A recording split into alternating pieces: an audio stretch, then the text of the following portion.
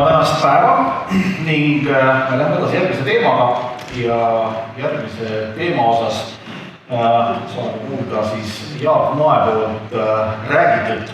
Ja selle sissejuhatuses võib nii palju öelda, et sportlase elu, ma usun, et paljud teist juba kindlasti teavad ja tunnetavad seda, erinebki tegelikult päris paljuski nii-öelda tavainimese eludest.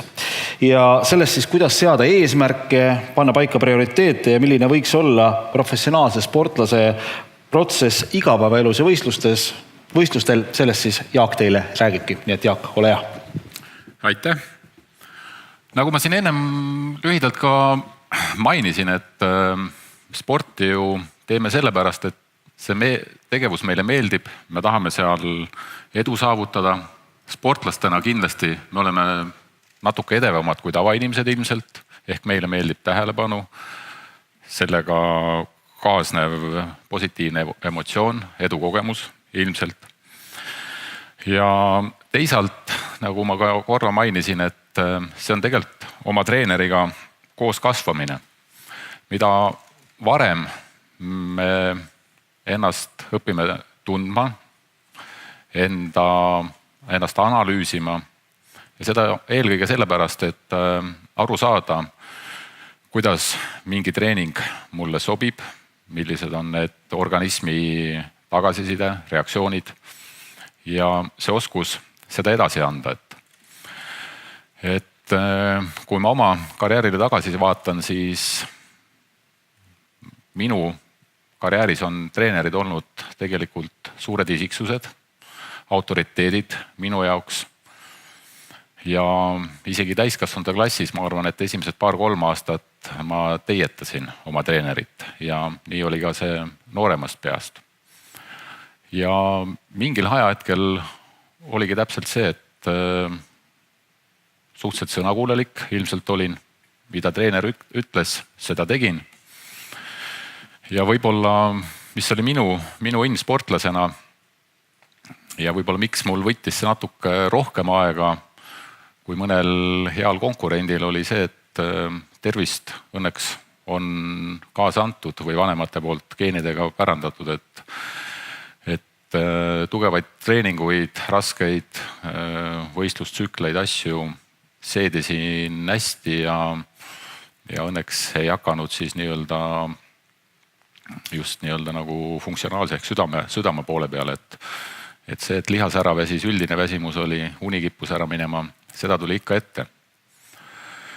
Ja gümnaasiumi või siis keskkooli lõpus, nagu ma rääkisin, olin ma pool aastat Norras vahetusõpilane või tegelikult lihtsalt kutsuti mind või oli avanes võimalus sinna siis pooleks aastaks õppima minna. Keelega oli nagu oli, väga hästi ei rääkinud, inglise keelest midagi sain aru, igatahes reisitud ma sinna sain, täitsa üksinda iseseisvalt läksin, kuigi siis tollel hetkel ma olin juba 18. Ja tegelikult juba teisel päeval siis uues olukorras trenni minnes küsis mu käest treener, et mis on sinu treeningplaanid, mis on tänane plaan ja üldse nagu lähiaja eesmärgid. Ma vaatasin algused nagu, ma ei saanud nagu mitte midagi aru sellest, et mida see siis nagu tähendab. Ja seal järjest rohkem tegelikult siis hakati sellele tähelepanu pöörama või ütleme, nende süsteemis ongi, ütleme just kooli ajal on see tegelikult väga oluline, et treenerid, õpetajad kaasavad sportlasi ja eesmärk on see, et kui ta jõuab juba täiskasvanute klassi, kui ta peab vahetama kas elukohta, kooli, elukeskkonna muudatused, et teadmised spordist ja oma spordialast peavad olema sellisel tasemel, et ta saaks ka iseenda treenimisega hakkama. Ja see oli see koht, kus ma siis nagu aru sain ja nägin, ja see tegi minu jaoks tegelikult selle spordi veel põnevamaks. Ja läbi oma siis karjääri sai tegelikult see selgeks, et väga palju on asju, mida me ise saame teha, mida on kasulik ja vajalik teha. Et Rauno tõi siin ennem ka hästi sisse treeningpäevik. mul on siiamaani alles treeningpäevik 4. klassist ja tegelikult läbi karjääri. Need on mul olemas. Kuidas me neid peame tänasel päeval on tõesti nagu väga erinevaid võimalusi. Minul olid nad paberkandjal märkmikuna ja hilisemal perioodil pidasin tegelikult isegi 2 treeningpäevikut, ühte jätkuvalt kirjalikult, kus ma kirjeldasin siis oma iseenda jaoks märkmeid ja ka treeneri jaoks ja teine, et kui arvuti tuli ja Excel tuli, siis numbrid ei viitsinud enam kokku liita, et pidasin nii-öelda tabelina nagu numbri poolt sealt. Ja kuhu ma siis jõuda tahan, et minul oma karjääris, ma arvan, üle 20 aasta oli tavaline päevarutiin algas sellega, et hommikune lamades pulss tuli alati võtta ja täiskasvanute hulgas juba siis tekkis ka see, et nii-öelda ortostaatiline pulss ehk sa tõused voodist püsti, 10 sekundit seisin, lugesin 15 sekundi jooksul ehk see on esimene füüsiline koormus sellel päeval sulle. Ja miks me nagu sinna jõudsime, oli see, et ühel hetkel see treenitus vastupidasalal, see pulss on juba nii madal ja tegelikult need pulsikõvera kõikumised on nagu nii väiksed, et informatsiooni tundsin, et jääb nagu väheks. Aga miks ma seda tegin, on just see, et see on siuke esimene väga hea informatiivne allikas sinu enda ja sinu treeneri jaoks. Ehk kuidas sa oled maganud, mis on nagu spordis väga oluline. Kas või see, et kui hästi on sul siis teinekordki olenevalt sellest, nagu me räägime pingest või stressi olukorrast, kas on koolis või kodus või on mingid reisid läinud pikaks. Ehk see tegelikult näitab nagu väga hästi aru ja sellest praktikast õppisin seda, et kui ikkagi 3-4 päeva järjest nii-öelda pulsid nii-öelda tavaolukorras ikkagi läksid tõusma, siis oligi kaks väga selget märki, kas hakkas treeningkoormus kuhjuma, et tuleb natuke rohkem puhkust anda või teinekord saab ennetada seda, et kas hakkab haigus kallale tulema. Et need on siuksed väga lihtsad, aga siukest rutiini nõudvad asjad ja läbi oma praktika oli see, et ega meil iga treeningpäev algas sellega, et treener ka küsis, et mis need hommikused pulsid on. Seal tasub alati aus olla, sest et petad sa ainult iseennast. Et kui ikkagi oli magamata öö või oli kuskil sõpradega kauem väljas oldud, need olid kõrgemad, siis tegelikult julged teha, julge tunnistada. Treener tuleb sellega arvestada. Olen isegi pidanud mitmeid harivaid vestlusi sel teemal pidama, aga kui sa nagu sellest aru saad, et tegelikult lõppeesmärk on ju ühine. Et see oli siuke esimene asi ja võib-olla ma tahakski siin nüüd keskenduda nendele väikestele asjadele, mis teevad siis võib-olla sportlasest tippsportlase või siis saavutussportlase, et neid pisi asju, millele me oma igapäevastes tegemistes peame keskenduma, on tegelikult väga palju. Et hooaja alguses ma arvan, et ka nagu enamikul teist, et siuksed tavalised ja olulised asjad ehk minu jaoks tippsportlase kõige kallim vara on tema tervis ja see loob ka nagu eeldused. Aga et seal nagu asjadega joone peal olla, kursis olla, siis meie puhul oli ikkagi see, et 2 korda aastas vähemalt nii-öelda see üldine tervisekontroll spordiarsti juures, 2 korda aastas kindlasti hambaarsti juures. Ehk kui hammas hakkab valutama keset hooaega või kuskil laagris olles, siis te saate ainult peeglisse vaadata. Ehk siuksed rutiinsed asjad, mida te saate teha ja mis tuleb ära teha. Samamoodi meie liikusime väga palju looduses, puugivaktsiinid, sügisel gripivaktsiinid ehk see enda tervise hoidmine on nagu jube oluline. ja sealt edasi minnes neid pisiasju tegelikult tuleb aina juurde, et see, et peale treeningut kuivad sokid, kuiv särk, kuivad riided. Treeningus see saab ühel hetkel rutiiniks, võistlustel ületate ennast, on väga head emotsioonid. Ajakirjanik astub ligi, võtke see julgus, öelge talle, et jah, ma leian su jaoks aega, aga austage mind ja meie ametit, ma vahetan riided ja te peate olema nagu selleks nagu kindlasti valmis, eriti ütleme talialade puhul. Ja ma arvan ka sees saalis olles, et kui selle ikkagi läbi märg, et ühel hetkel, ma ei tea, rahvas hakkab saalist välja minema, tekib tuuletõmbus, no on oht. Ja nagu me ise naljatamisi tihti ütlesime, et kui said külma ja nina tatiseks ei jäänud, et siis järelikult oli vorm kehv.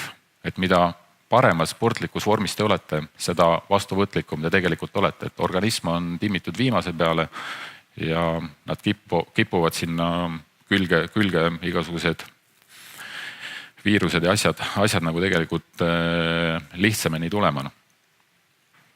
Siis kõige elementaarsem lihtne hügieen, käte pesemine, avalikes kohtades võimalusel mitte käimine, et tippsportlasena olles ei ole mul kunagi olnud nagu probleemi ja tegelikult on ka meeldiv käia koolides lastele esinemas, aga ühel hetkel me tegime väga selged valikud, et need jäid alati peale hooaja lõppu, nii et võistlushooajal avalikes kohtades maksimaalselt harva ja vähe käia. Ehk sa mõtled läbi oma reisid, võimalikud ohukohad, igasugused, nii-öelda ongi bussid, lennujaamad. Ma jõudsin isegi sinna maale, et ennem olümpiat, olles juba pereinimene, lapsed käisid lasteaias. Nii kui Isamaa ei olnud või lapsevanem, et ma oleks neil seal käimise ära keelanud, aga ma käisin kodus mardimaskiga. Väga niisugused olulised perioodid, et lapsed küll väiksemad ei saanud aru, kakkusid seda eest ära, aga tulles sealt, see ongi sihuke ettemõtlemine võib-olla ja vahest on küsitud, kas nagu üle ei pinguta, siis olümpiaaladel sul on see võimalus võib-olla ükskord elus või kui me suusatamistki võtleme, et tänasel päeval on nii palju distantsid asjad muutunud, et järgmine võimalus võib-olla tuleb 8 aasta pärast. Ehk nendele pisiasjadele tasub tähelepanu juhtida ja pidevalt neid jälgida. Mida me veel ise kasutasime, oli kindlasti ja mida julgen soovitada, on nii-öelda see taastumise pool. Ehk et peale treeningut, peale võistlust on oluline kindlasti nii-öelda vedeliku tarbimine, võimalusel nii-öelda süsivesikurikkas, et me saaksime oma taastumisprotsessi käima, eriti võistlushooajal, kui on väga tihe võistlusgraafik või väga rasked treeningstsüklid. Et kindlasti on palju häid spetsialiste, kes oskavad soovitada.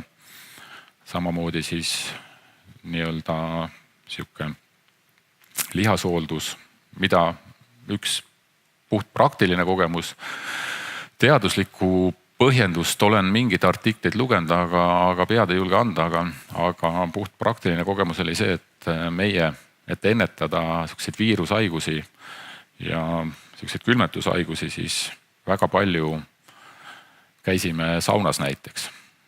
Ja ma olen kuskilt lugenud, et saun üle 80 kraadi mingitele viirustele hakkab päris hästi vastu. Ja puht praktiline näide on see, et hooaja kõige suuremate koormustega ja treeningmahtudega oli meil tavaliselt oktoobri lõpp kuni detsember, sihuke 5 nädalat Põhja-Soomes ilma päikseta, hästi suured mahud, külm, aga sisuliselt me seal haiged ei olnud. Haigeks hakkasime jääma siis, kui me tulime koju, ülelennud, avalikud kohad, nii-öelda kuskile Kesk-Euroopasse. Ehk et usu või ära usu, aga minu peal see toimis nagu. Et sellised lihtsad lihtsad asjad. Rahvameditsiini kasutasime, mesi, küüslauk, jätkuvalt siiamaani. Et noh, siuksed pisiasjad ja pisimärksõnad, et mida tasub meeles pidada, et ei peaks olema tagantjärgi tark pärast, et ja mida noh, nii-öelda rohkem me ju reisisime ja neid kogemusi läbi selle saime, et kindlasti tasub mõelda selle peale, kui tulevad nii-öelda ajavahed, reisimised teise nii-öelda kliimasse, teise keskkonda, et tasub ennast kurssi viia ja siis seal ma jõuangi sinna samasse jälle nii-öelda selle treeningpäeviku juurde, et meie puhul oli hästi palju keskmäestikus võistlusi, treeninglaagreid ehk kõik see, mida sa kirja paned, tekib seesama omale sobivad rutiinid, omale sobivad asjad ehk see aitab meil tegelikult võistlusolukorras pärast nende pingete ja tekkinud olukordadega oluliselt paremini tegelikult toime tulla. Ja ma ei teagi, treeningpäevik ühtepidi oli sihuke hea ja vajalik, seal samas tagantjärgi lugedes on näha väga hea ka hinnata enda nagu sportlasena, inimesena, isiksusena arenemist, et erinevatel perioodidel on seal väga palju põnevaid lisamärkusi, tegevusi, et aga ja millal teda nagu vaja läheb? Vaja läheb siis, kui ongi mingid tulemused ei vasta ootustele, mingid kas vigastuse või haiguse perioodid. Et see on nagu asendamatu abimees, et nagu ma ka ennem ütlesin, et esimese hooga ma hakkasin otsima ju vigu lähipäevadest, aga ühel hetkel me jõudsime koostöös treeneriga sinnamaani, et viimased 1,5 kuud ehk 6 nädalat ennem hooaja kõige olulisemad starti on tegelikult väga olulised ja läbi selle treeningpäeviku aastatega tekib sul nii-öelda pilt sinu organismist, sinust endast ehk et mingid seaduspärasused kindlasti sealt tulevad välja, mida järgmisel korral tasub arvestada ja tuleb arvestada. Aga mina ei ole seda katsetanud, aga üks hea treeningkaaslane ühel aastal üritas kopeerida oma parimat hooaega, aga noh, olgem ausad, edu seda ei toonud ja tulemusi sealt ei tulnud, ehk et sportlastena me peame olema kogu aeg nii-öelda ajaga kaasas käima ja nagu ma ennemgi ütlesin, suutma anda nagu treenerile kindlasti väga palju objektiivset tagasisidet. Et noh, ka need nagu ei muutu ja teisalt ongi, et kui me tahame paremaks saada, siis tegelikult me organism vajab uusi ja tugevaid ärritajaid, et üks hea näide on omadest treeningutest, et kui te nüüd tänasel päeval talisporti jälgite, siis ilmselt tundub see väga loomulik, aga mingitel aastatel käis treener välja idee, et me peame hakkama siis nii-öelda erialast jõudu arendama siis kas nii-öelda ainult kätele või ainult jalgadele, et kas me läbime kogu selle ringi siis nii-öelda ainult ilma keppideta või siis ainult paaris. Ja see vastuseis, mis meil seal nagu algus tekkis ja see, et no kurat, ma ei jõua, ei saa hakkama, no ei ole varianti ka, noh, et mida sa tahad, et me talvel keegi ei sõida. Aga tänasel päeval see spordiala on nagu sinna suunas arenenud ja sõidetakse nagu ülipikki maid samamoodi. Aga jõud kui kõige kiiremini arenev kehaline võime, ma arvan, et kui me jõusaali lähme, siis see areng toimub seal ikkagi väga, väga kiiresti. Et samamoodi ka meil, et 5 kilomeetrist sai ühel päeval 15 ja mingite aastate pärast, see oligi nagu juba enam ei olnud arendav treening, vaid ta oli taastav treening. Ehk seal tekibki see, et sa pead nagu siis leidma uusi ärriteid asju, mis tegelikult soovitud muutused siis organismis nagu esile kutsuvad. Nüüd ma lähen juba muidugi treeningu peale, et ma sellest teemast natuke kaldun kõrvale, aga võib-olla ma siin väga pikalt ei räägigi, et kui me sellest nagu igapäevasest olemisest ja asjadest räägime, et mida me nagu läbi oma kogemustega nagu õppisime, ja millel oli ka puht praktiline vajadus just selle tervise poole pealt, oli see, et ennem tiitlivõistluste ja tiitlivõistluste ajal võimalusel tegelikult seesama eraldi olemine, omaette olemine, et ei ole väga suures seal olümpiakülas, et sisuliselt mina oma 5 olümpiamängudest ainult ühel elasin olümpiakülas, et just sellest samast tulenevalt, et ei oleks üks riskifaktor oleks vähem. Ja kui me siin nagu loobumistest ka rääkisime, et siis ega tegelikult loobuma ei pea, et kui olümpiamängud läbi saavad, siis on see aeg, kui käia lõpetamisel olümpiakülas, oma olulised võistlused on läbi, et olümpiamängude avamisel ma käisin ainult oma esimestel olümpiamängudel 94, et ülejäänud jäid nii-öelda lõpetamiste peale. Ja tihti on ka see, et nii-öelda see uue motivatsiooni või eesmärgi leidmine, et tiitlivõistluste iga kord hooaeg läbi ei saa. Et kuidas leida siis seda motivatsiooni või nagu eesmärke, et see hooaeg rahvusvahelisel tasemel näiteks siis nagu lõpuni teha, et meil tihti ikkagi oli siuke 6 aega veel rahvusvahelist hooaega ees, et kindlasti oli karjääriskordi, kus oleks taht seda edu nautida, aga ja nii-öelda, et no kuule, asjad on tehtud, sõbrad, et las ma nüüd võtan nagu rahulikult, aga sport on selles mõttes karm, aga õiglane, et iga uus start on kõigil samad võimalused, alustame nullist ja mida me mäletame, ongi ju meie nagu tiitlid jäävad nagu alles, aga viimast võistlust ikkagi, et sportlasena vähemalt ise ma nagu, kuidas te küsite, et kuidas sellest nagu kaotuskibedusest asjast üle saada, et sa leiadki selle uue eesmärgi, uue motivatsiooni ja mõtled, et nädala pärast on uus võimalus ja siis ma teile näitan, et see ongi see, et ei tasuks nagu keset hooaega nagu nautima jääda, vaid leida siuke pigem siis nii-öelda üks konkreetne lühiajaline eesmärk ja selle nimel siis tööd edasi teha. Aga tänud.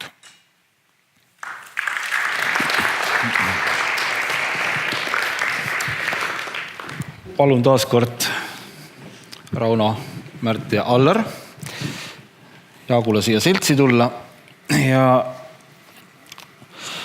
lähemegi siit edasi siis Jaagu ettekande põhjal. Aitäh, Jaak!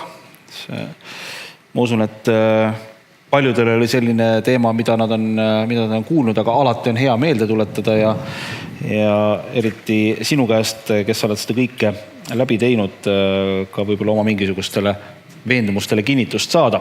Aga lähmegi siit edasi sellega, et millised argi- ja võistlusrutiinid on teil kolmel. Lisaks nüüd sellele, pigem võib ka niimoodi edasi liikuda, et kas te olete Jaagu poolt välja tooduga nõus ja kas te tahate sinna midagi ka lisada omalt poolt? Kindlasti üks asi, mis on soovituslik, et peab olema plaan ikkagi. Kas lühiajaline plaan või pikaajaline, et ikkagi mingi plaan, et selle järgi sa pärast saad näha, nagu, et kus see viga tekkis või sa said isegi hiljem lihtsalt vaadata, mis sa tegidki, et mida muuta, nagu, et seda väga soovitan näha. Ja see plaan võib ikkagi üles kirjutada, et mul on samamoodi, ma ise küll muidugi treening päevalt ei pidanud, aga minu treener tegi alati nagu siis, oligi nagu aastaplaanid ja olid siis nagu perioodilised plaanid, mis mul on kõik tegelikult Exceli failina olemas, et ma saan kõik nagu nüüd need välja võtta ja vaadata, mis ma tegin siis. Allar. Selles mõttes, et Jaagule lisada midagi hooaja planeerimisest ja treeningpäevikute täitmisest ja treeningute analüüsimisest, mul nagu eriti vist ei ole. Et ma tean, kui täppisteadust või kui täpselt nad ikkagi on kui üks päev nad jõudsid lihtsalt sinna maale, et mida täpsemalt analüüsid ja täpsemalt igasuguseid pisidetaile nagu hakkad oluliseks pidama seda kvaliteetsema ja seda ennustatavama lõpptulemus, et noorteklassis oli nagu täiesti suva ju, et kuidas plaani täitsid või mis trenni tegid või läksid jooksma, hoopis olid seal silla all, käisid ronimas, et muud säärast, et see iseenesest nagu kasvad koos selle plaaniga, et aina rohkem saad aru just, et sa teed trenni endale, mitte treenerile ja aina rohkem sa hakkad aru saama, hakkad mõtlema, mida see just trenn sulle annab ja hakkad analüüsima neid treeningu eelseid ja järgseid perioode, et ma arvan, et ilma ei ole võimalik jõuda tippu, et sa enda tegemisi ei analüüsi ja mis ongi mõnel tõesti see jõusaalis jõu arendamine toimub väga kiirelt, aga teisest küljest aeroobse võimekuse arendamine ei ole üldse nii lõbus tegevus, et eneseanalüüs on ülioluline tippspordis ja kui sul on plaan, siis seda lihtsam on nii-öelda seda kompotti kokku panna, et Märt ütleb ka, et üks asi ongi plaan on Exceli failid, teine asi sinna kõrvale, kui paned, et palju siis, kuidas sa plaani täitnud oled ja mis meil oma treener ütleb pidevalt, et miks seda plaani nädala aruannet nagu vaatad, kas see nädala tunnid kokku või kilomeetrid mingi hetk, et siis kui omale tundub, et jube hästi tegin trenni, juba kõvasti tegin ja olen väsinud, siis vaatad näiteks, et sul on 10 tundi on see nädalas tulnud, et siis mõtled, oot, oma arust tegin 20 tundi, aga need ei olegi rohkem, et siis see on reaalne tagasiside tegelikult. Tahad või ei taha, siis kui sa selle julged otsa vaadata, siis saad oma järeldusi teha. Samas on see, et see plaan ei saa olla nagu väga jäik, et sul on ette kirjutatud ja nüüd seda nui neljaks teed on, et pigem on nagu see, et kohendad vastavalt ikkagi, kas sul on mingi, kuidas enesetunne on, et aga siis ongi jälle, mille põhjal sa nagu saad kohendada, vaata. Nagu öeldes, et kehva plaan on parem, kui üldse plaani ei ole. Rauno. No meil selles mõttes sellist väga detailset plaani ikkagi, jah, me mõõtsime ka hooaegade vältel, mõõtsime hommikust pulssi ja tegime niisuguseid asju ka, aga seda me otseselt ei analüüsinud seda nüüd väga nüüd kõik koos või kui kellelgi oli mingeid asju, siis seda analüüsiti, aga seda siis nagu doktor ja treenerid ja nemad siis analüüsisid ja see jäi juba igaühe enda asjaks, kas pidada päevikut või mitte. Mina olen ka pidanud erinevatel perioodidel erinevaid päevikuid. Mul on üks mingi perioodi päevik on isegi niisugune, kus ma ühel hetkel otsustasin, et ma kasvan pikemaks. Ja pidasin päevikut mingi 4 kuud rippusin, rippumispäevik on nimetus. Et arvutused näitasid, et ma pidin 1,83 m pikkuseks kasvama oma vanemate järgi, aga ma nüüd ei tea, kas see rippumine või mis, aga 5 sentimeetrit kasvasin pikemaks. Aga kuidas selle, ma just mõtlen sinu kui võistkonna ala esindajana, et palju on nagu sellist sinu enda argi- ja võistlusrutiini ja palju on treeneri argi- ja võistlusrutiini, sellepärast et kui siin Jaak ütles, et tal on elu jooksul olnud 2 treenerit, eks ole, keda sa saad niimoodi välja tuua ja ilmselt ega Allaril ja Märdil ka neid treenerid palju ei ole, siis sinu võistkonnast võistkonda liikumisena tõenäoliselt ju treenerid vahetuvad. Jaa, mõnikord nii-öelda meesteklassis juba vahetub ühe hooaja jooksul ühes võistkonnas 3 treenerit. Lisaks, et seal hooaja alguses jõuad kohale, seal on 3 treenerit ja siis tuleb seda esimest meest vahetatakse ja võib-olla mõnda ka teist meest.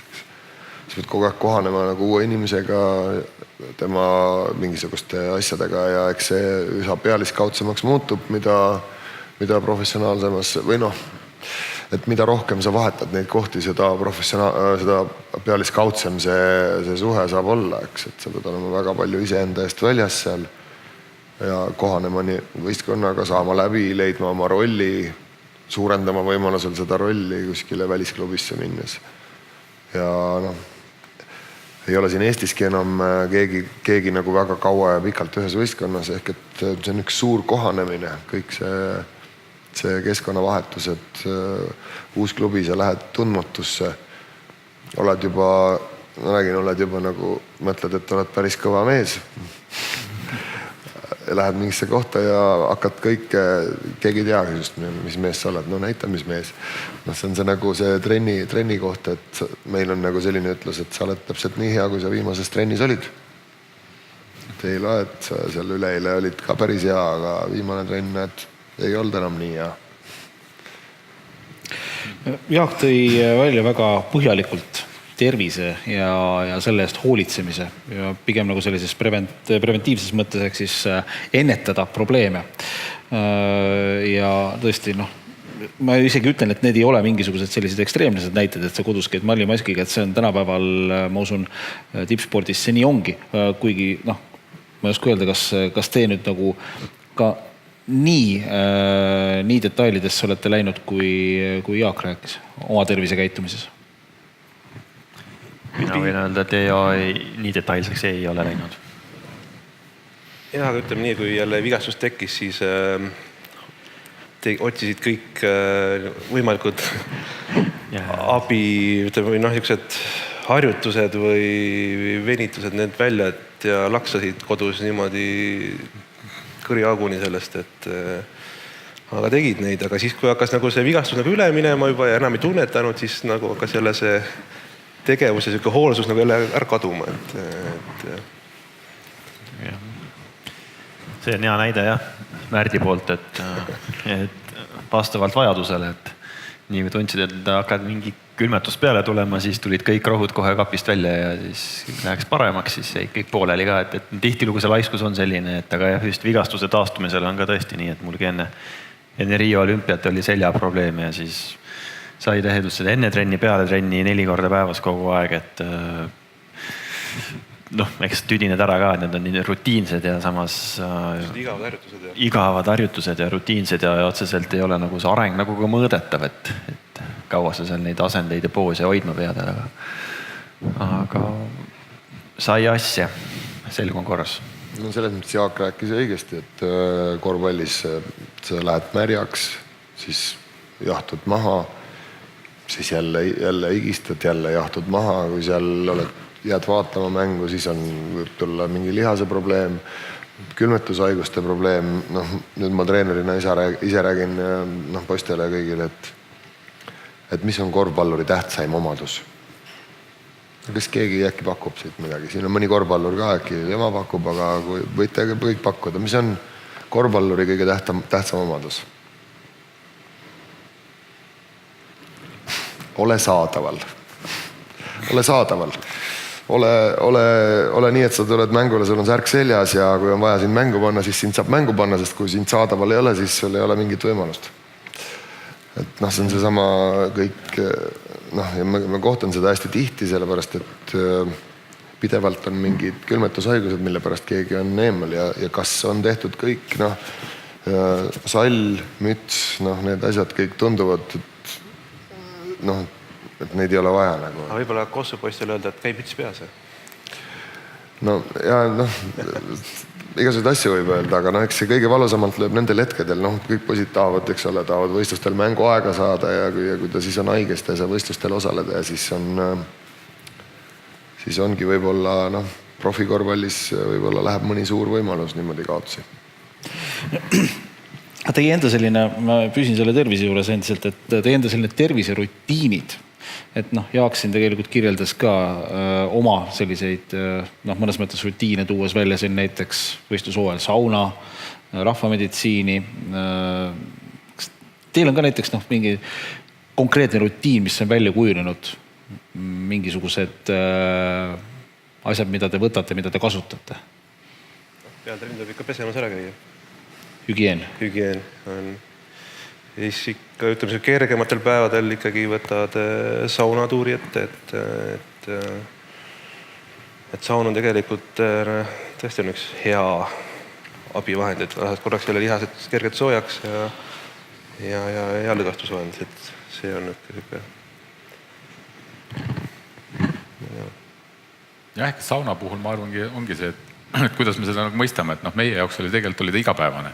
Aga see tähendaski seda, et sa tulid õhtusest trennist, ongi, et tundsid, et lasid lihtsalt higi lahti korraks, et sa ei istunud seal nagu tundide kaupa, et nädalas korra on ikka sihuke korralik meestesaun, 4 leili ja meeste jutud ja tund-poolteist, enne puhkepäeva. Aga igapäevases töös, aga just selle samas profülaktika mõttes oli see nagu hea minu meelest. Mingi 5 minutit või niimoodi, et kergelt, et ei ole jah sellist.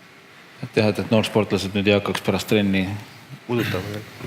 Pikemalt saunaõhtuid tegema. Hea põhjus. Sauna. Ise praktiseerin ikkagi seda, et minimaliseerida neid ohte.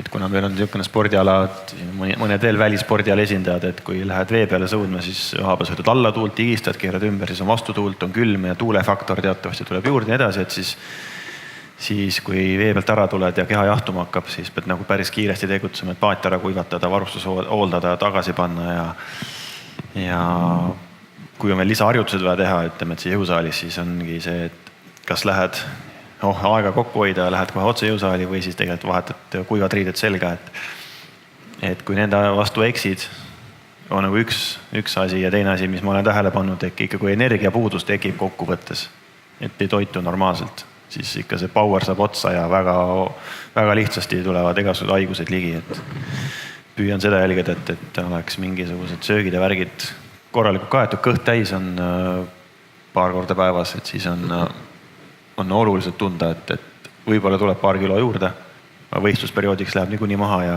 ütleme, talve elab niimoodi väga hästi ära, et kui on varsti leivale panna, siis on hästi. Ehk võib-olla ka noortele siin, et ongi, et kui on nagu hooaeg läbi, et on nagu koolis siuksed stressirohked või kiired ajad ja vaja siia sinna minna, et nagu ei ole keeruline mingi snäkk või midagi kaasa panna, et tegelikult ühes päevas ei pruugi see mõju nagu üldse suur olla, aga pikema perioodi vältel on see tegelikult väga oluline ja ka minul on olnud perioode, kus me tegime ka nii-öelda tunnise hommikuvõimlemise ja 2 hästi pikka trenni ja õhtuti kas siis veel mingit lihashooldus või massaasid, et need tegelikult tööpäevad on väga pikad ja ühel hetkel ta vaikselt koguneb ja siis ongi, et kas tekib mingi kerge mingi lihasvenitus või mingid asjad, et need kõik on nagu omavahel seotud ja jube oluline muidugi unine. Natuke nagu Märt ütles siin ennem, et peab olema plaan, aga plaanis ei pea alati nagu 100% kinni püsima, et me nüüd tegelikult ka hüppame oma plaanist natukene nagu kõrvale. Hetke pärast saate te esitada siin küsimused ja siis me tegelikult lähmegi kohe, Märt, sinu teemaga edasi.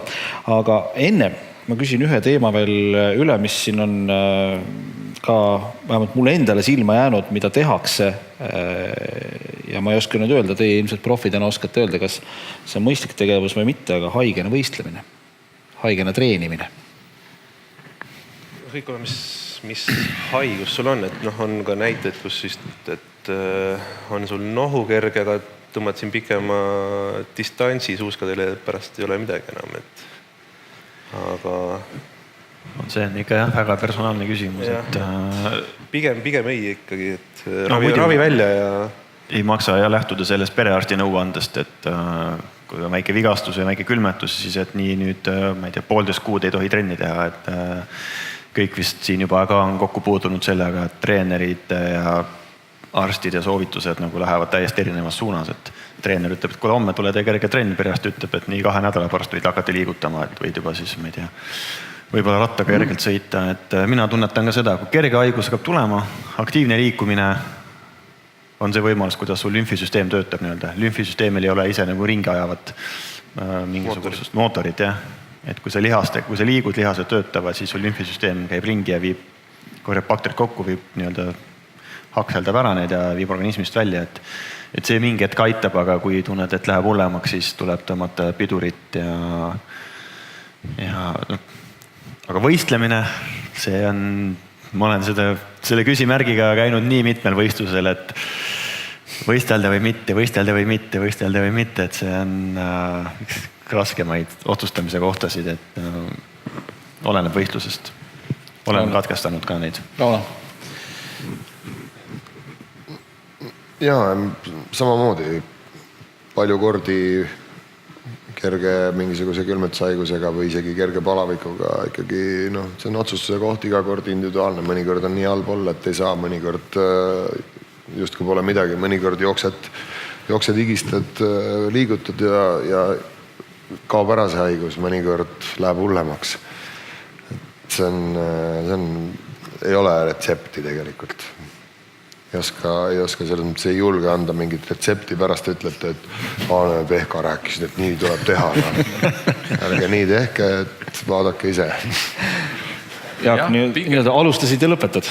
Pigem ikkagi jah, kui ikkagi palavik, siis ikkagi ei saaks ei julge kindlasti soovitada ja teistpidi ütleme, et teinekord on ette tulnud ka nii-öelda väike stardipalaviku, et jube raske on ju öelda, et läheb närvipinge natuke suuremaks ja tunned ka, et keha kuumab ja pea märg ja ilmselt on ka väike palavik, et eks see on siuke väga selgelt sisetunde ja oma keha tundmine, et aga kui on ikkagi juba paar päeva palavik olnud, siis sportlasena ma tegelikult isegi julgen soovitada, et peale siukest tõsist haigust pigem võtta üks päev rohkem, et ära mine kohe katsetama. Et see on see just, kas sa hakkad jääma, see on nagu siuke sisetunde asi, aga kui on olnud vigastus või see, et ma olen nagu ise korduvalt seda viga teinud, et soov ja tahtmine on nii suur ja ma lähen katsetan, pigem on see peale läheb kauem tegelikult. Läheb kauem, jah. Et jah, pigem peale vigastusi ka, et kui vigastus on, et pigem oota paar päeva, kui hakkad kohe nagu jälle üritama. Et kui sa oled nagu treeningus olnud sportlane, siis tegelikult ei juhtu selle paari päevaga mitte midagi. Pigem puhkad paremini välja ja resultaat on parem, aga lihtne öelda, aga keeruline järgida, et ma olen ise teinud korduvalt kolistanud sama ämbrit. See pole ainuke ka. Nii, pöörame pilgud saali poole. Kas on saalist nüüd selle teema argivõistlusrutiinid kohta küsimusi meie esinejatele? Või on kellelgi väga hea näide tuua, et mis on jah, vastupidi. Et jagada võib-olla teistega mõnda head oma kogemust.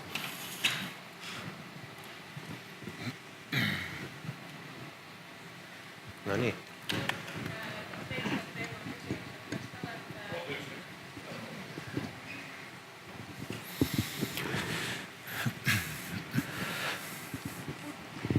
Kas te olete käinud oma spordikarjääri jooksul spordipsühholoogi juures ka pidevalt ja kui siis kas on abiks teile? Mina olen käinud kuulamas loenguid ja mingil hetkel isegi mõtlesime või olen mõelnud, aga ühel hetkel ma jõudsin nagu sinnamaani, et psühholoogia minu jaoks on, kui hästi lühidalt öelda, ma tahan, ma teen. Ehk et ja kui sa hakkad juba leidma häirivaid faktorid või teised on süüdi, siis on nagu see enesevaatamise kohta, aga mina iseenesest ei ole käinud. Ma ühe korra küll 2010 püstitasin psühholoogile sellise hüpoteesi, et kuidas oleks võimalik mul enne võistlust närvi tekitada.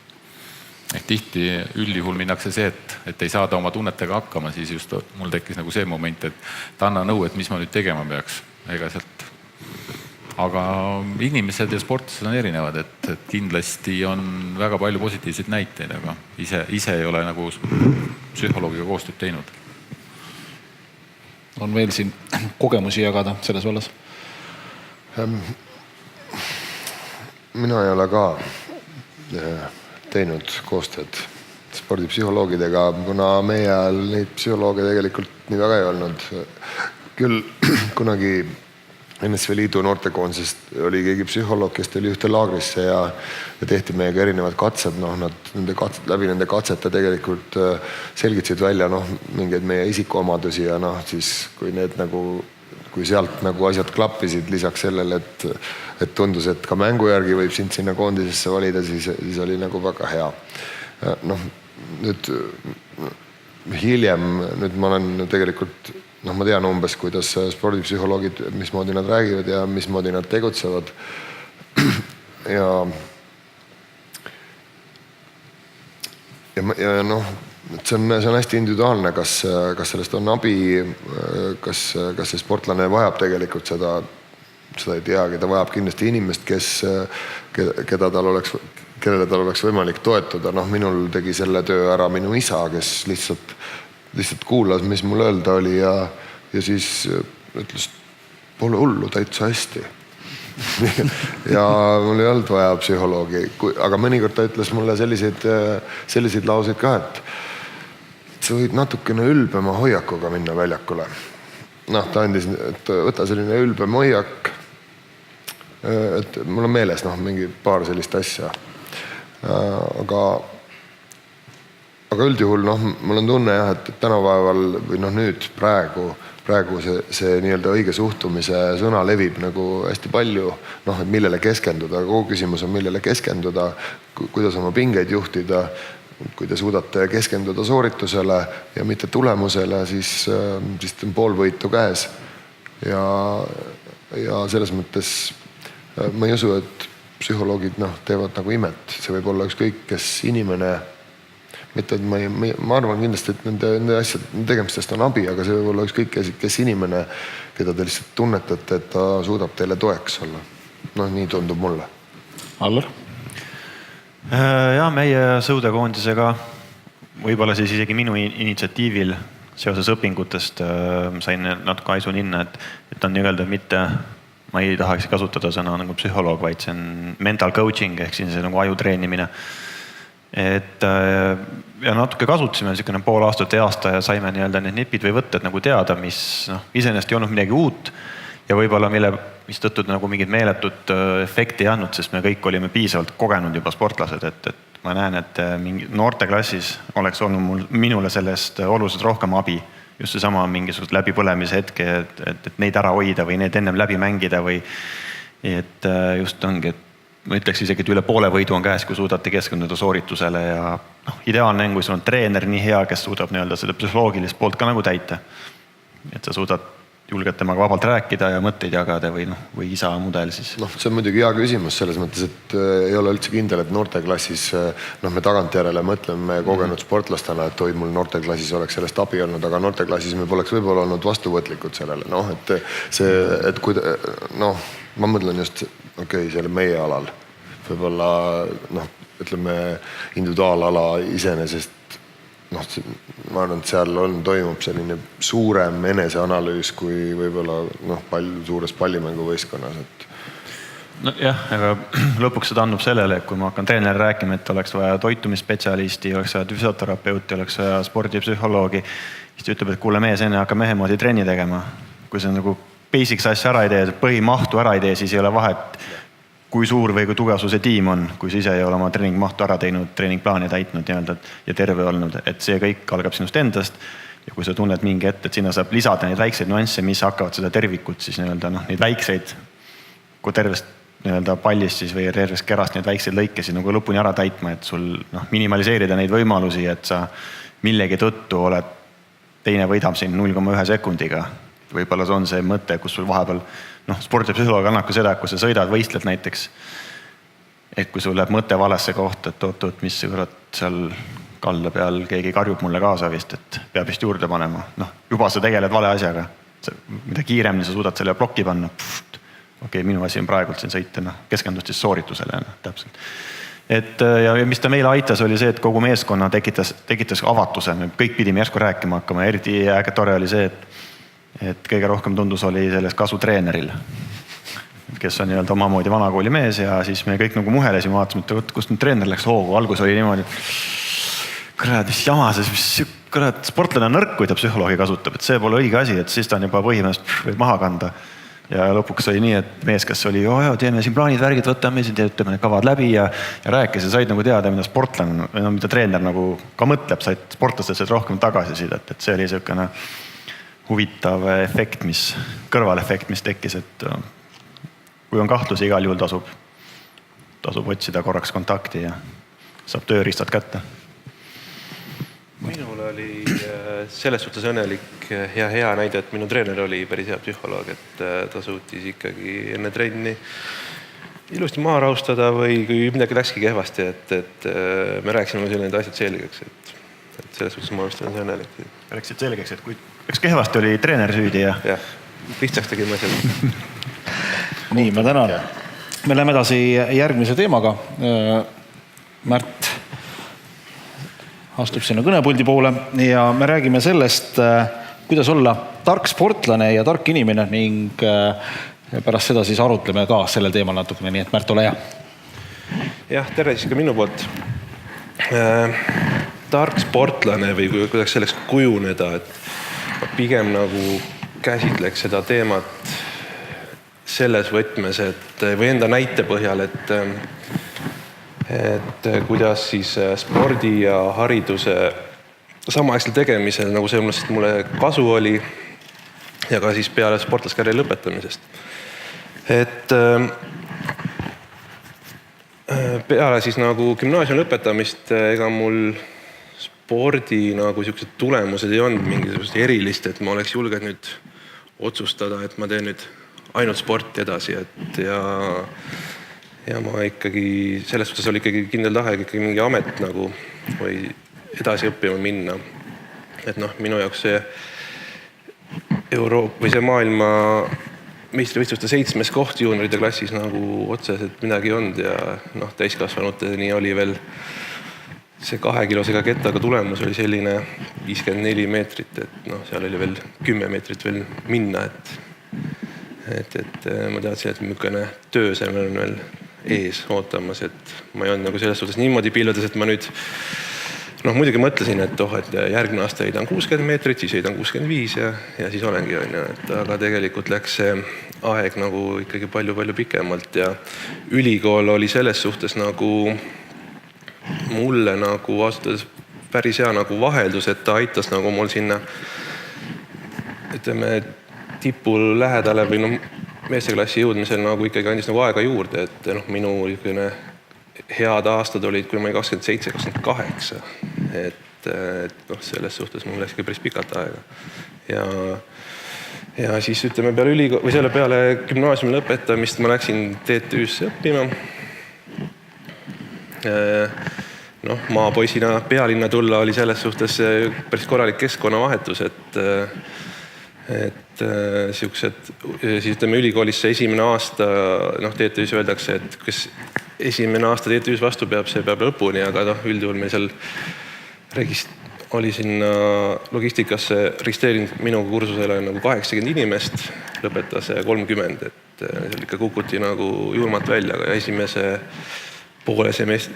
semestril läksid ikkagi 1/3 juba kukkusid välja, et selles suhtes oli see tamp oli päris hea ja ütleme, et kui gümnaasiumis on, ma ei tea, kas praegu on ka, et minu ajal oli koolitunni pikkus 45 minutit, et siis nüüd ülikoolis loengu pikkus on 1,5 tundi ja siis seal niimoodi 6-8 istuda ja peale seda veel trenni teha, et see oli ausalt nagu raske, aga ütleme, kui hakkas see ülikool nagu lõpupoole minema, ega siis hakkas kettas või nagu spordis ka nagu tulemused tulema ja siis kui ma TTÜ ära lõpetasin, siis mul oli gümnaasiumiajast oli siukene unistus, et ma jään USA-sse õppima ja ma siis suutsin endale nagu sportlastipendiumi Seattle'i ülikoolis University of Washingtonis nagu välja rääkida ja et siis peale bakat läksin USA-sse õppima, et nüüd on jälle keskkonnavahetus, et noh, nüüd on niimoodi, et nüüd on pidid ikkagi väga ise hakkama saama, et oma niukses, noh, ütleme, et ma gümnaasiumis õppisin saksa ja vene keelt pigem, et siis USA-s oli selline ütleme, enesearengule oli ikkagi kõige suurem nagu tähendus mulle, et ma tagantjärgi mõtlen, et kui alguses ma nagu kartsin nagu suhelda või rääkida aga siis USA-s oli see, et mul ei olnud nagu valikut, et isegi kui ma rääkisin valesti, aga ma pidin oma asjad nagu tehtud saama, ja siis ütleme, see USA ülikooli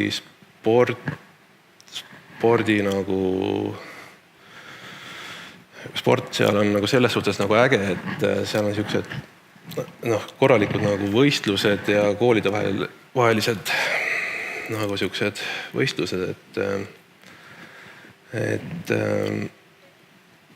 et selles suhtes sulle seal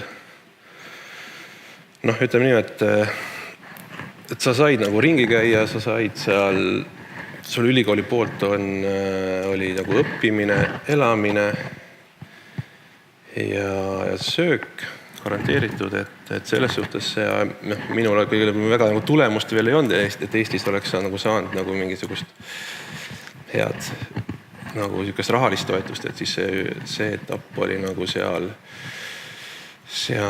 mulle nagu väga vajalik, aga mis teine asi, mis USA selle nagu kehva oli, et kui kellelgi on tahtmist nüüd USA-sse õppima minna või tekib see võimalus, ma kindlasti soovitan seda, et kui tekib võimalus välismaale õppima minna, siis kasutage seda.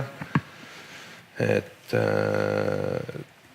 minule ta andis väga palju enesearengule, ma olen kindlasti teile ka.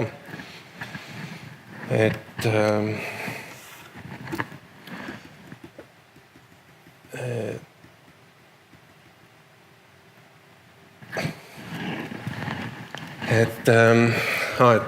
kui te lähed sinna ülikooli, et siis see treeneri, ütleme, see süsteem kohati nagu mul oli selles suhtes see, et tolleks ajaks ma olin juba 60 meetri meheks saanud, aga seal ma treenisin koos vendadega, kes alles õppisid ketast heitma, et see oli nagu selline ühtne karjasüsteem, et kõik pandi kokku ja kõigile kirjutati üks plaan välja.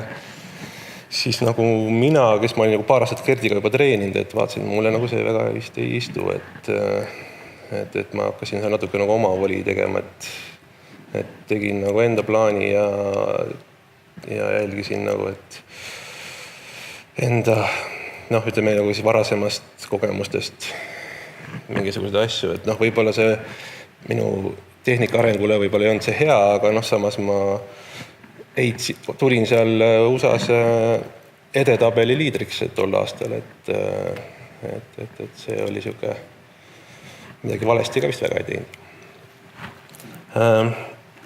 USA-st tagasi tulles, siis läksin uuesti TTÜ-sse ja siis TTÜ-s oli too aasta oli universiaadi mängud olid Bangkokis ja seal ma sain, see 2007 aasta, ma sain seal 3. koha ja siis TTÜ andis mulle 1 eurose kuurendiga ühikatoa, siis lõuna ja siis tolleaegne rektor Peep Schüre andis veel 100 tonni peale ka, et tulevana oli nagu olümpia-aasta, et siis ta nagu sellega nagu toetas, et selles suhtes siuksele polnud väga paha oleks aastast tol hetkel.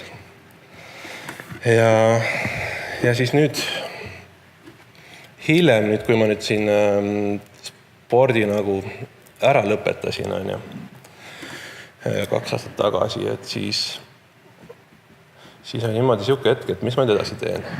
Ja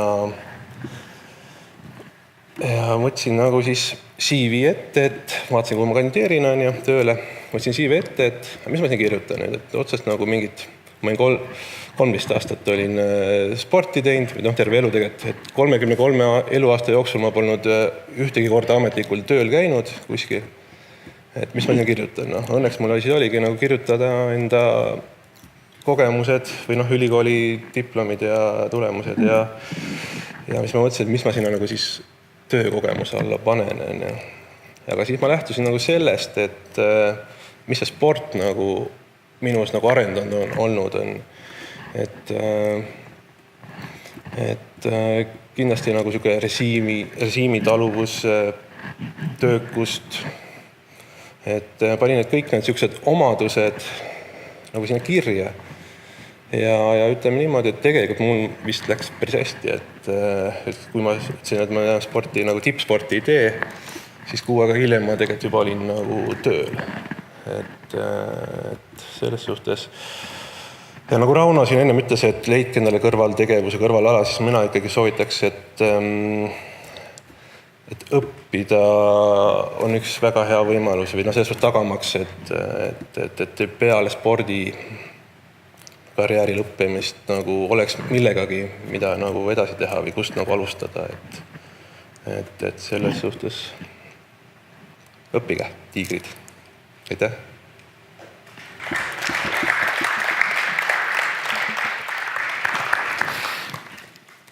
Aitäh, Märt! Palun meie vanemad tiigrid veel korraks siia natukene arutlema sellel teemal ja tegelikult lähekski siit edasi ja jätkaks selle Märdi jutu teemal, ehk siis Märt rääkis, mismoodi ta tegelikult mõnes mõttes oma aega jagas ikkagi tegelikult ja tema selleks valikuks oli siis kool ja võib-olla selline ettevaatav mõte, et mis saab temast tulevikus. Et kõlan nüüd küll natukene ilmselt kui psühholoog, aga mis mõtted see teist tekitas? No ma alustan. Jah, Jaak. Alustan. Minu õpingud tegelikult siis peale gümnaasiumit astusin ka pedasse. Sain katsetega sisse oma eksamitega, aga tol korral ta jäi kahjuks ainult selliseks 2,5 aastaseks. Ehk spordialast tingituna võib öelda, et septembrist kuni jõuludeni olin teinekord Eestis ainult 2 nädalat. Et seda selgelt liiga vähe. Sportlikke tulemusi tollel ajal ka veel ei olnud, nii et ühel hetkel andi nagu ülikoolist mõista, et kas nüüd tuled nagu eksternina ehk tasulisele kohale. Seda varianti nagu ei olnud ja siis tegelikult tuli nagu valik teha, et kindlasti ka tollel hetkel minu esimene valik oli ka ikkagi kooli minna. Ja pikalt põdema tegelikult ei jäänud, et tuli valik teha, tegin otsuse ära ja üritad maksimaalselt hakkama saada aga ega ma sellest koolist ei pääsenud. 2011 lõpetasin karjääri, 39 olin vana ja 40-selt siis astusin Tartu Ülikooli Pärnu kolledžisse, mille ma siis nominaalajaga ehk 4 aastaga nagu ära lõpetasin. Et ÜBPOP on tänasel päeval nii-öelda see elukestev õpe ja võib-olla üks näide, võib-olla ma siis olen täna siin, aga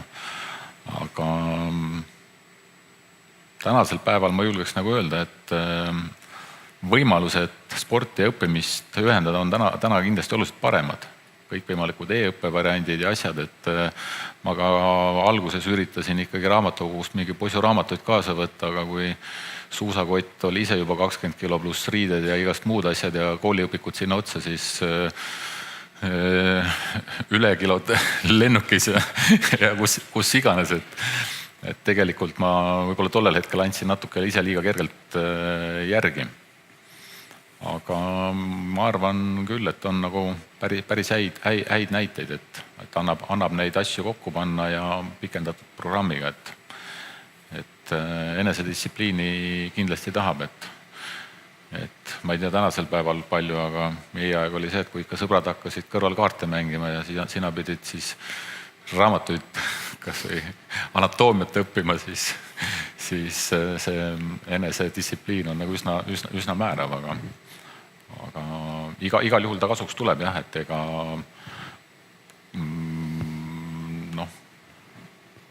valida endale nii-öelda elukutse või asi, mis nagu meeldib ja seal tarkust omandada, et igal juhul soovitaks. Nii, kes võtab siit teatepulga üle? Mõtlesin ühe korra ütlen, et mõtlesin ka nagu õpikuid ja asju laagrisse kaasa, aga tihtilugu ikkagi on see, et laagri mahud on päris suured ja see õpik jäigi sinna, kus ta laagri alguses oli, et seda väga lahti.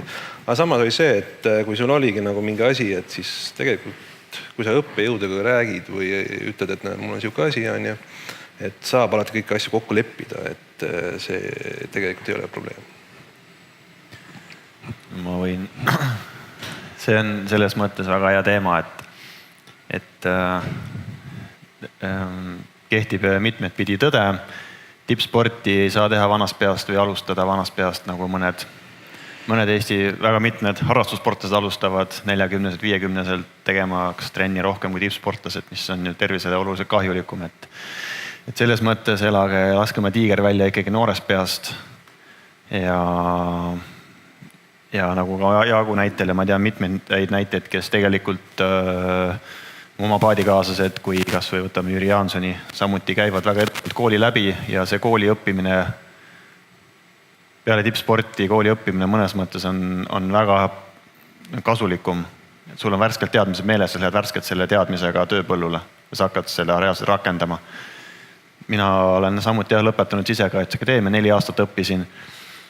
Ja see kooli kõrvalt õppimine nõuab meeletut iseloomu ja meeletut planeerimist, et isegi ei jõua kokku leppida isegi mõnikord õppejõududega, et kui sa treenid ja õpid samas linnas, on jumal tänatud, ma ei ole kunagi suutnud õppida ülikooli samas linnas, kus ma elan, et selle võrra kas siis Tallinnas ja praegu Tartus, et lihtsalt mingi hetk see füüsiline kohale jõudmine kooli on keeruline.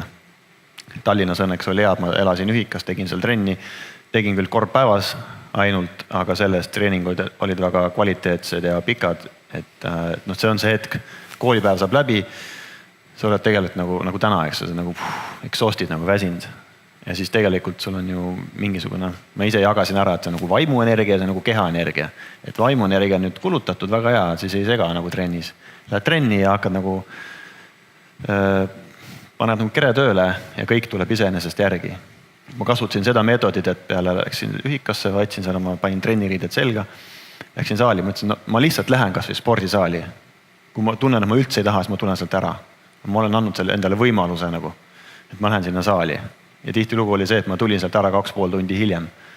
Ma alustasin siis muidugi alternatiivsete treeningutega, käisin seal boksimas, käisin mingites muude rühmatrennides, kellega koos seal talvel suusatamas, jooksmas jõusaali meestega, tegin jõusaali, ehk siis ma võtsin endalt ka teadmisi ja see aitas nii-öelda seda rutiini tappa. Ja muul juhul muidugi selles mõttes, et ma ei taha kellelegi öelda, et ärge õpi, visake õppimine nurka ja tehke sporti, aga mingi hetk oled sa valiku ees võib-olla, kui aastane olümpiat on koondiste moodustamine ja sa oled nagu päriselt noorest peast juba nii heal tasemel, et sa võid selle olümpiakogemuse saada nii vara kätte. Ja hiljem sa võid seal tuua veel medali ja nii edasi, et kunagi ei ole, õppimine ei ole kunagi takistus. Kui sa ei käi koolis, õppida saad ju ikka. Ja ma ei tea täpselt, kui hästi need e-õpped ja asjad tänaseks päevaks arenenud on, kindlasti on natukene paremad, kui võtame 10-15 aastat tagasi, aga ise pean endale asjad selgeks mõtlema ja alguses muidugi tasub proovida, lähed ülikooli, hakkad pihta, äkki veab välja. Ja kui ei vea, siis okei, tõstad käed püsti, okei, ma teen praegu pausi, ma tahan praegu täiega sportida, mu tunnen, kõik klapib. Treenerid, mingid toetajad, motivatsiooni on, kõik läheb üles mäge. Palju näiteid on need ka, kes on nagu väga andekad sõudjad on ja ma näen, et nad jäävadki sinna potentsiaalseteks tippsportlasteks, et nad ei suuda oma tulemust kunagi ära teha, nad on praktiliselt seal samas, aga peale treeninglaagrit nad kuu aega õpivad tagant järgi või siis nad jätavad laagri ära ja nad ei saa korduvalt, ei saa paatkonda, kuigi vaatad, et ta on valmis. Nagu ta praktiliselt talvel teeb samu tulemusi ja lihtsalt veekilomeetrid näiteks jäävad puudulikuks. Et seal on nagu... Eks see oleneb juba spordialas ka, et võib-olla mõne spordialas sul see aeg ei ole nii pikk spordis olla, et saabki ruttu läbi. No kergejõustikus on ütleme, et need Ameerikas õppimised on tõenäoliselt üsna head võimalused. Ujumine ka need. Ujumine ja neid spordialasid tõenäoliselt on veel, et kohe hakkab siin pallimängija rääkima, ütleb, et see on ainuke võimalus võib-olla. Ei, miks ainuke, aga kindlasti korvpall on jälle, et ma ei üdini ei tunne kõigi alade spetsiifikat, aga ma arvan, et see on vigastuste ohult ikkagi siin olevatest aladest praegu kõige vigastuste ohtlikum. Mis tähendab seda, et võib juhtuda niisugune vigastus, mis lõpetab väga noorelt kogu selle mängimise ära. Ja seetõttu ma kindlasti soovitan, me peame nõu andma ka, eks. Ma soovitan kindlasti kõigil õppida ka, kui see vähegi võimalik on ühendada sporditegemine õppimisega, siis tehke seda. Mina üritasin ka. Ma käisin kõigepealt sõjaväes, 2 aastat olin kuskil välismaal juba ja siis tulin tagasi ja astusin ja PEDA ma tõlgin ära, see on Tallinna Ülikool, nüüd vanasti oli PEDA, eks. Ma astusin ka Tallinna Ülikooli või PEDAsse. Ja ma läksin inglise keele, filoloogia teaduskonda, inglise keele erialale ja mõtlesin, ma ei taha kehakultuuri õppida, kuna ma olen nii kehakultuuri sees, et ma ei näe nagu selles pointi. See oli muidugi hästi vanal ajal ka. Ja siis ma olin, siis mulle ütles siin treener, et ma käisin Tallinna Kalevis samal ajal, ma tahtsin hommikuti koolis käia, et sa poiss õpid liiga palju. Ja siis ma pidin kuidagi käima rohkem trennis ja vähem koolis ja siis lõppes see sellega, et umbes aasta, ma sain nagu 2 kursust ära lõpetatud ja siis oli 5 aastat vaja käia, nagu ülikoolis tuli käia 5 aastat, et saada see kõrgharidus, siis ei olnud nagu baka ega midagi sellist.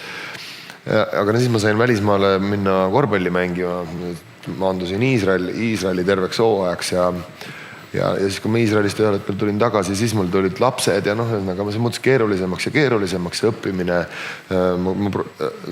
Siis mingite aastate pärast ma viisin oma paberit teise kõrgkooli, viisin EBS-i oma paberit, seal sai kuidagi teha kaugõppes või kolmapäeva õppes ja vähema koormusega kohal käia siis, aga siis treening ja võistlusgraafikud olid nii tihedad, et ma ei saanud seal maksimut kui raha ja tegelikult koolis ei käinud, siis ma käisin, punkte on mul nagu, ülikoolis teenitud punkte, ainepunkte, mul on bakakraadi jagu peaaegu, aga mul ei ole kõrgharidust.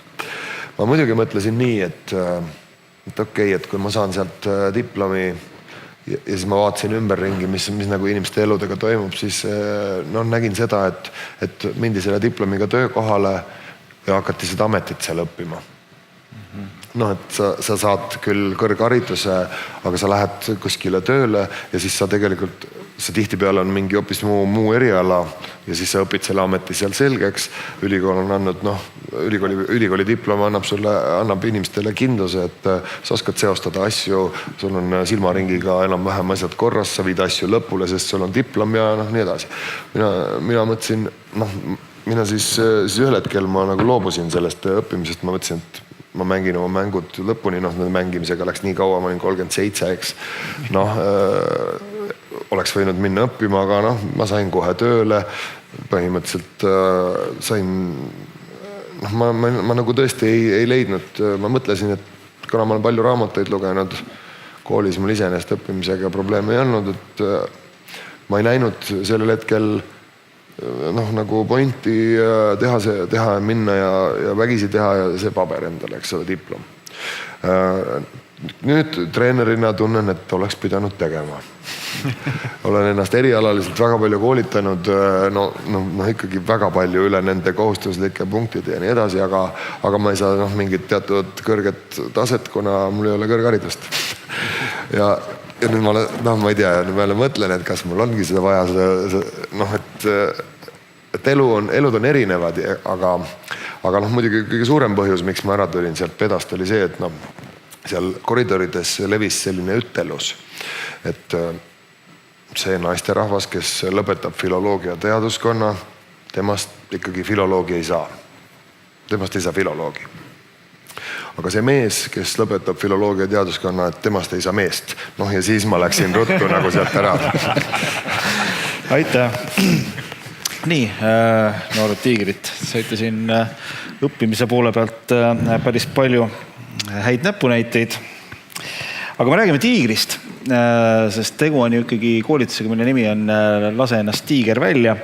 Ja järgnevalt me otsimegi tegelikult vastuseid küsimustele, kas pead ennast tiigriks, mis on sinu jaoks olnud murdehetk, kui tiiger sinust välja tuli, mis sa selleks tegid ja kuidas te võistlusel endast tiigri välja lasete. Aga me alustame seda osa videoga ja Jepp, ole hea. Fraas lase tiiger välja leiaks minu sees võib-olla sellise tähenduse, et kui ma astun võistlusmatile, minu ümber kõik kaob. Mati peal olen ainult mina, minu vastane. Ja minu instinktid hakkavad tööle just kui kiskjal. Ma olen valmis igaks liigutuseks, mis minu vastane teeb. Ja ma olen valmis ründama ja andma ennast kõik. Nii, väga muljetavaldav. Vaatame, millega siis meie härrased vastavad. Ehk siis, kes soovib pärast sellist avangut jätkata? Sealt Märt on kogenud tiigri väljalaskja. Tiigri mõõtumees ka, jah. Tiigri serk ka. Jah, et... Jah, Epuga tegelikult oleks nõus olla, et eks oma tiigri olen ikkagi avastanud siis, kui on ikkagi mingi võistlussituatsioon olnud, et kas siis ongi konkreetne võistlus olnud või siis niisamagi Gerdiga trennis pusides, et kes on parem. Et seal on tiigreid lästud välja, et eks ta mulle jääb jah, kui see võistlus, kuna ma olen hästi võitluslembeline, või sükest Allar võib-olla isegi teab, et kutsun alati duellile milleski. Vastab tõele. See eeldab sellist nagu pingesituatsiooni mõnes mõttes.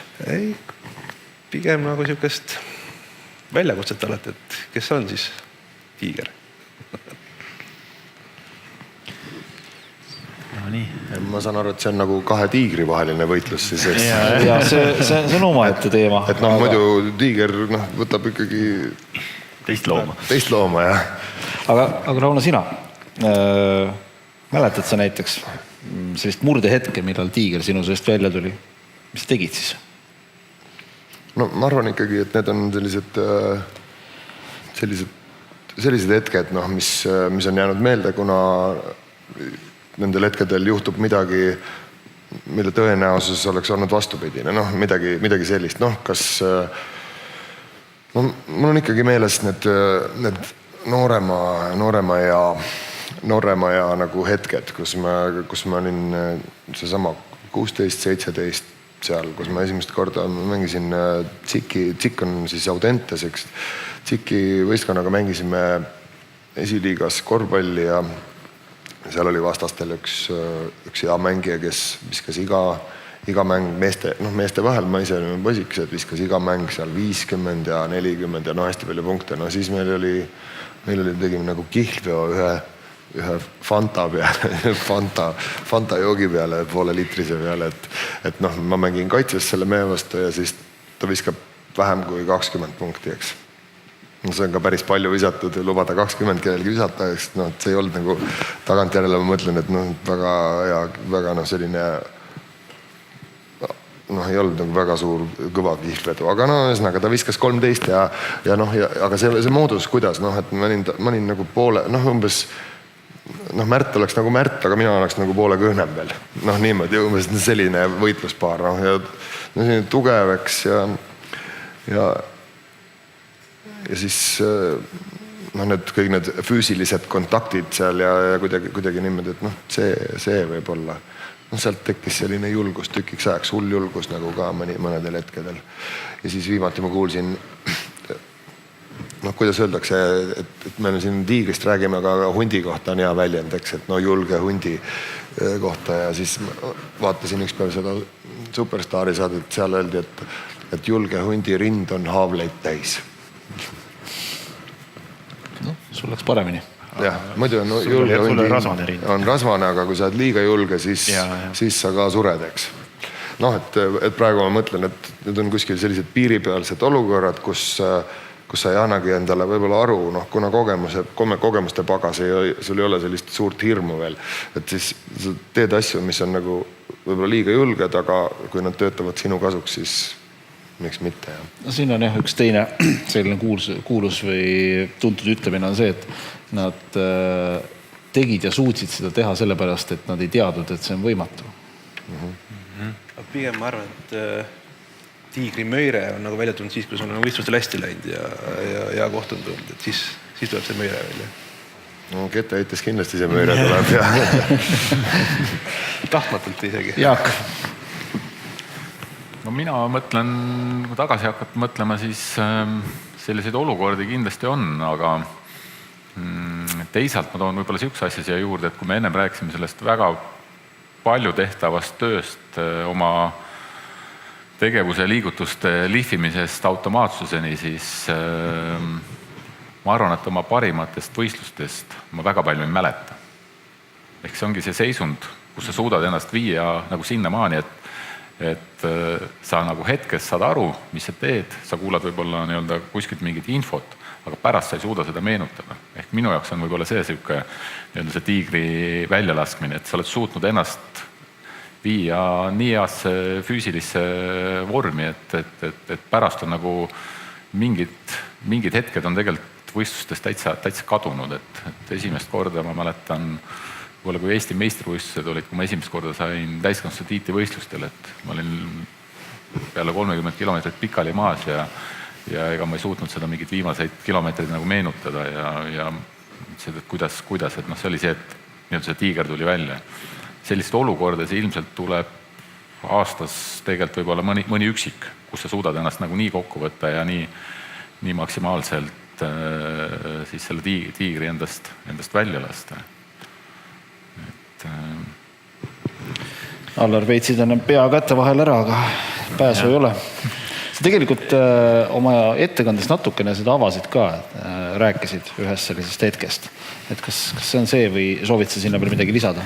Nojah, neile Rauno ütles, et temal näiteks ongi sama füüsilised kontaktid ja Epul on see füüsiline hetk seal juures, et mis mingi hetk võib-olla on see tiigri instinkti kutsub esile võib-olla rohkem ja meil siin vastupidavusalade esindajatena või siis eraldi kettaringis võistlejatele on see tiigri väljalaskmine natuke teistmoodi. Muidugi Jaak Mae kirjeldas praegult hästi seda olukorda, millel meil on flow, see võib tekkida ükskõik, kas siis oma sporti tehes ja mida ma olen ka nagu tundnud mõned korrad ja seda võid ka tunnetada lõputööd kirjutades või koolitöid midagi kokku kirjutades, et sul nagu ja pärast taipad, et sa oled kirjutanud mingisugune 10 lehekülge juttu, et kus kohast see tuli.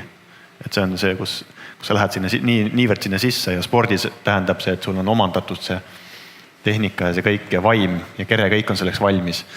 Ja võib-olla üks selline, Rauno rääkis ka seda taustainfot hästi, et see tõenäoliselt on mingi hetk, mida sa ei ole varem teinud, et siis sa lased selle tiigri selles mõttes välja, et see on nagu üle ootuste. Et sa võtad selle piiri peal see riski, et me Rio olümpiamängudel tegelikult minu jaoks oli ka selline vaimus, ma ehitasin üles selle sõidu niimoodi, et poole maa pealt on see koht, kus ma panen nagu all inni. Ilma piirideta ma põletan kõik sillad. Ja kui ma varisen kokku 200 meetrit või 50 meetrit enne finišit, siis nii see on. Aga mitte midagi muud nagu siin ei ole mitte midagi vähemalt kaalul, kui ma ei taha uuesti tulla olümpiamängudele proovida medalit, kui sa oled ühe korra see 4. olnud. Ja siis oligi tekkis see, kus peale pool kilomeetrit paadikaaslane Tõnu ütles, et nüüd lähme ja siis ma lihtsalt sõitsin sinna tunnelisse ära ja töötasid ja sa ei teadnud, kaua see kestab, lihtsalt kogu aeg oli ainult vajutasid peale ja peale. Tundsid, kuidas piimape keres kogunes ja põhimõtteliselt see 2 kilomeetrit sa eriti ei mäleta. Mingid pildid on sellised sähvakad, et ma olen sellel positsioonil, ma pean selle ära hoidma. Ja sa ei tea isegi, kuidas see asi lõpeb. Ja siis sa teed seda. Ja kui oled lõpuni jõudnud, siis on niuke vahel see, et mõiret enam teha ei jõua. See on sisemiselt kõik ammendunud. Võib-olla säärane asi. Kestvusalade tiigrid on vist siuksed, et need surevad sinna finišisse ära, aga meie ala või minu ala, plahvatsualal on nagu see, et tuleb see tehniliselt tuleb nii hästi välja, et mõtled, kui ma oleks nüüd natukene veel juurde pannud, et kus see siis lennanud oleks. Üks asi on nagu selge, et sa ei tohi soorituse ajal nagu hakata mõtlema sellele, et kui sa ongi see automaatsus ja mida me nagu kõrvale toome, mida me nagu ise ütlesime, et mida raskem on, seda rohkem naudin, et see seesmine positiivne kõne. Kui nagu ennast nagu mingil raskel hetkel lihtsalt kuskil alateaduses on sa jaksad ja sa lähed. Kusjuures jah, Jaak tõi hea näite, et ega ma ütleme, kui ma hakkasin tagasi mõtlema, ega ma ei mäleta ka oma tiitlivõistluste häid heiteid, et ausalt need ei olegi meeles.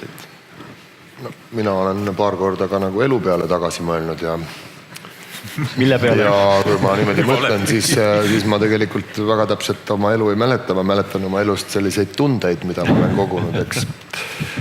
Aga aga lähme edasi nüüd. Nii, kohe saate te kuulda meie tänaste esinejate käest 3 soovitust teile. Aga ennem seda pöörame pilgud ekraanile, sest oma soovitused annab Robert Rooba. Minu 3 soovitus kõigile noortele sportlastele on need, et esiteks juba noorest east peale hoolitsege oma keha eest, sellepärast et see on teie kõige tähtsam relv. See on see, millega te saavutate edu, see on see, mis toob teile leiva lauale. See on see, mis aitab teile jõuda unistusteni.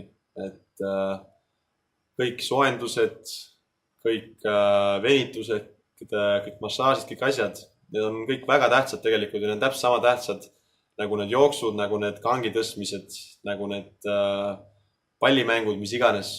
Et see on väga tähtis asi ja isegi mina aeg-ajalt mõtlen, et ma oleksin võinud hakata varem selle peale mõtlema, kuigi ma olen ka üpris noor sportlane veel, siis ma oleksin võinud ka varem seda asja hakata veel paremini tegema ja oleksin kindlasti nii mõnedki vigastused suutnud ennast säästa. Teise asjana, olge tänulikud nendele inimestele, kes teid toetavad, kes teid aitavad, kes on teile rasketel hetkedel toeks. Sellepärast, et see tänulikkus on üllatavalt tähtis asi ja kunagi ei tea, kui nende inimeste abi on taaskord vaja. Ja kolmandaks, nautige igat hetke, kui saate teha tippsporti, nautige igat võitu, nautige igat head sooritust, nautige treeningprotsessi, nautige kõiki võimalusi reisida ümber maailma tänu spordile, nautige kõike seda, mis selle spordiga kaasneb ja kui seda teete, siis ma olen kindel, et saavutate ka häid tulemusi. Aitäh Robertile ja jätkame siit teie 3 soovitust.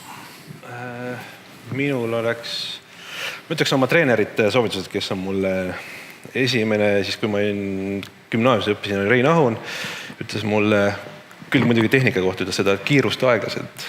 Aga see kiirust aeglaselt võiks ka tegelikult tähendada seda, et ei ole niisugust kiiret teed tippu, vaid sul on vaja see töö, on lihtsalt vaja ära teha, et mingi hetk kui sa ära kannatad, see tulemus tuleb. Siis teine oleks, mis ütles Westin Aftinson, et sa saad heaks selleks, mida sa teed. Et kui sa sõuad, suusatad, mängid korvpalli, veedad ketast, et kui sa seda pidevalt teed kogu aeg, et sa mingi hetk selles ka heaks saad.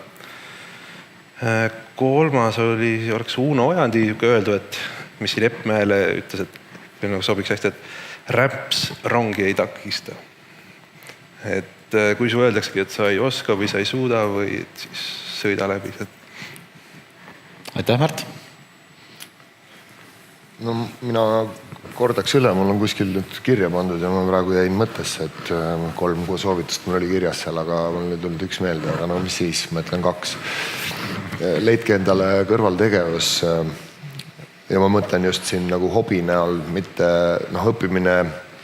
õppimine on tore tegevus, aga seda nagu alati nautida ei ole väga kerge. See tundub ikkagi sellise kogemusena, mille viljad siis on tulevikus tasuvad ennast ära. Aga me teame inimesi, kelle hobid on nende jaoks asjad, mida nad väga kirglikult teevad, millesse nad suhtuvad erilise mõnuga ja see asi peab olema just mõnus asi, mida te endale kõrvaltegevuseks leiate. Just nende hetkede ajaks, kui pinged tahavad teid enda alla matta. Siis mul ei tule see teine ka meelde. ma toon oma konspekti, äkki Jaak jätkab ja siis ma jälle liitun. Võib-olla ütleks hästi lühidalt, et sissejuhatuks see, et mõelgem lahti endale, miks me seda teeme.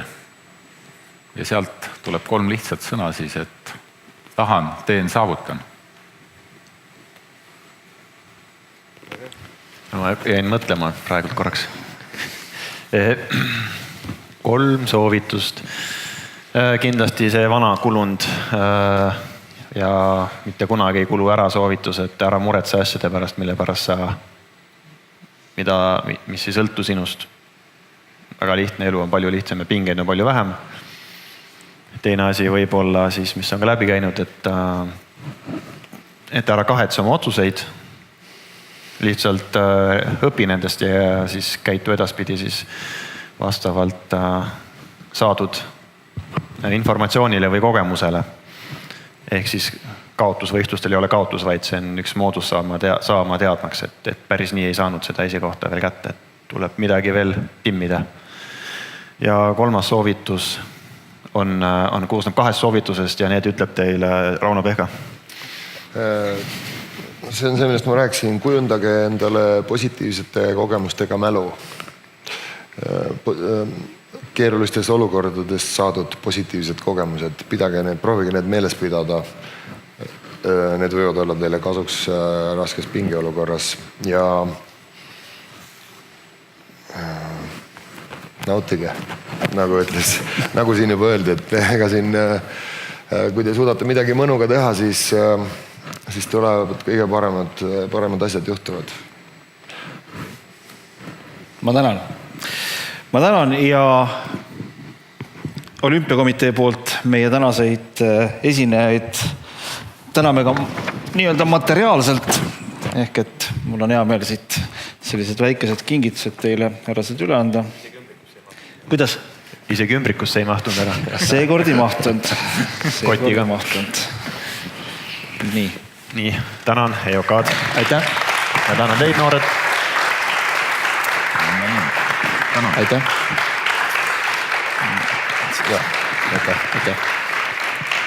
Aitäh. Nii, mu noored tiigrid, Allar Raja, Jaak Mae, Rauno Pehka, Märt Iisrael, teeme korraliku tiigritele omase aplausi ja kisa neile.